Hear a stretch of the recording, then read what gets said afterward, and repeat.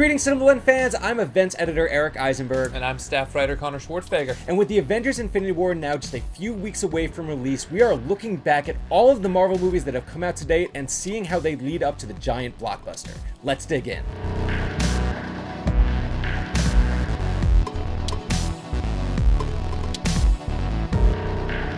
This week, we are diving into what may be considered the most controversial year of the Marvel Cinematic Universe. I am, of course, referring to the year 2013, which brought us Iron Man 3 and Thor: The Dark World. So we'll start with Iron Man 3, which is, again, a movie that many people go back and forth on. I personally love it. But, Big fan.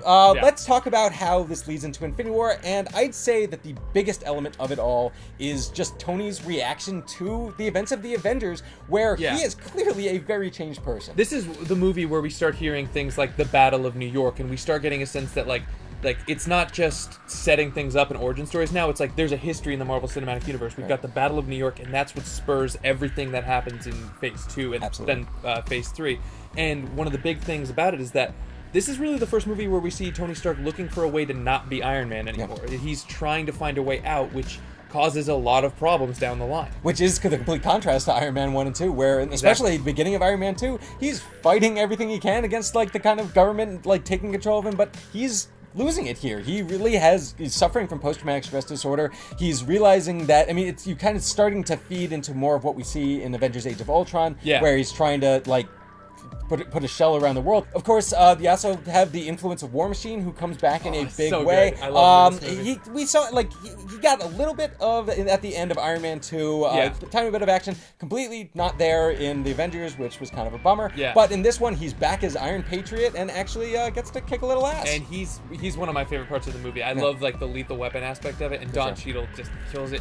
But you're right. This is the first time that we get a glimpse of War Machine as the Avenger that he will go on to be in later movies. And not to mention kind of the connection to the government, being kind of the armored representative for almost the White House, which of course leads into Civil War, where he is literally he stays with the Sokovia Accords. He's on that kind of side of the team, which of course leads to his whole big accident, which we will touch on later. Super, super sad. So out of 10, where would we say Iron Man 3 ranks as far as leading into the events of Avengers Infinity War? I would say it's really important for a couple reasons, but in the grand scheme of things, I think it's like a 3.5 to a 4, just because its actual story doesn't really feed into the later movies as much. So we move from May over to November, and again, while I will say I will defend the living hell out of Iron Man 3, Thor: The Dark World, not the greatest Marvel Studios film to date. However, this movie does have an incredibly big and influential aspect that leads into Infinity War, which is the Ether. The Ether, which of course, as fans know, is the Reality Stone, aka one of the 6 Infinity Stones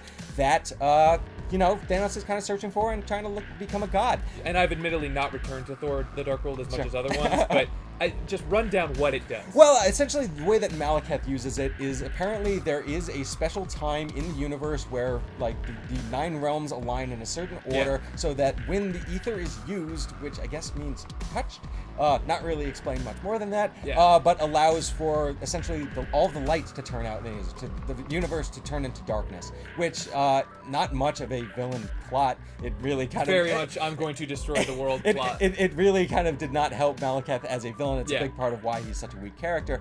But the point is, on the large and leaning towards Avengers Infinity War, that these ingots are of very important value and extreme power. And that the ether eventually goes on to fall into the hands of the Collector, which paves the way for Guardians of the Galaxy. And it's the first mention of the words Infinity Stone within the Marvel Cinematic Universe. I believe said you're right. by Volstagg when he and Sif go to the Collector to drop off the ether and say, we can't have 2 Infinity Stones in the same place because the Tesseract is currently located in Odin's vault. 1 down.